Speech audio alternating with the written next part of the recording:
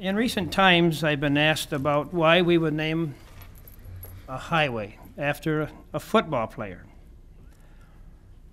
I asked you that question. Yeah? You're not alone. You're not alone. I want to say that it takes more than a football player to have a highway named after you.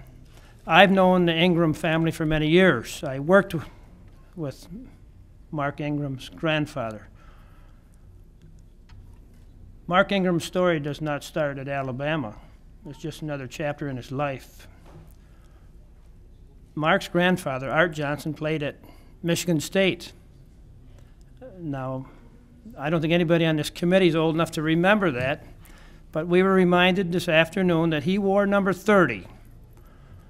And when I was a young man, I had my heart broken because Herb Adderley intercepted a milk plum pass at the end of a game and cost the Detroit Lions championship. I remember.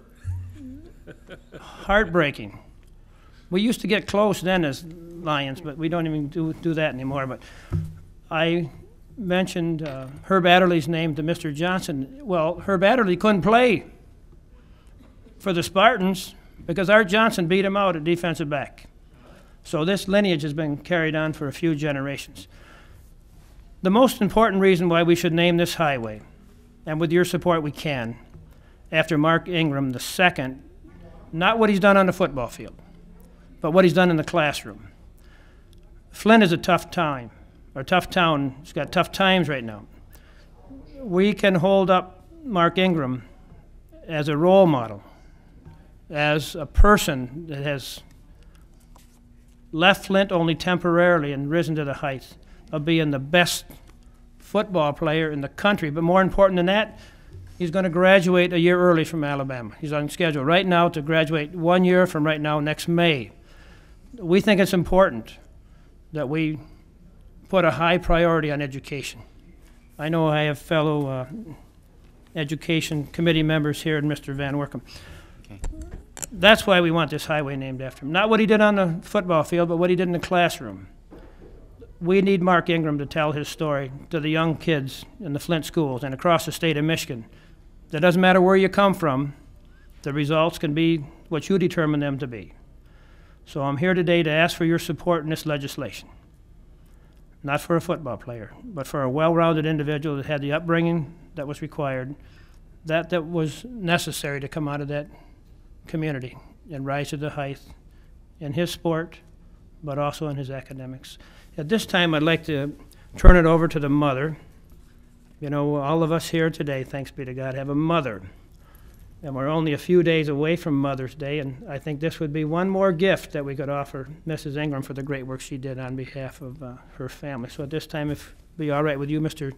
Chairman, I'd turn it over to Mrs. Ingram. Go right ahead. Well, thank you. Good afternoon. I'm honored to come on behalf of my son, Mark Ingram II. And I would just like to thank Senator John Gleason, the committee chairman, and the rest of the committee for making this a once-in-a-lifetime experience, making it happen for my son.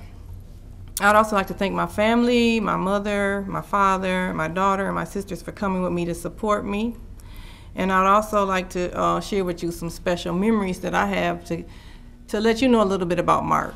You guys only know him as Mark, the football player, but with me being his mother and growing up, I have some real special memories of him. He's always been a very competitive individual and also has shown great leadership skills as early as age 3. I remember his first organized sport, he played soccer, and back then what we call a ball hog, he was taking control, but he was showing leadership in his team. And so he's always been very competitive and always wanting to win. And he played in several different sports. He played soccer, and what a lot of you don't know about him is that he's a black belt in Taekwondo. He swim, he plays golf, he's an excellent golfer. He asked me to bring his golf clubs when I visited him recently, but I couldn't find the travel bag. And he also, basketball, baseball, any sport, he's played them all, and he's very competitive. But one of the strong points that make me the most proud is not him winning the Heisman Trophy, but his academics. He's a very good student, and he's on track to graduate in 3 years, which I'm hoping that he stays on task. And that means a lot to me because my family, we all support education. And it's very important in my family. So I'm just thankful to be here, and I'm just glad that you guys, I'm just thanking you for considering him for this honor.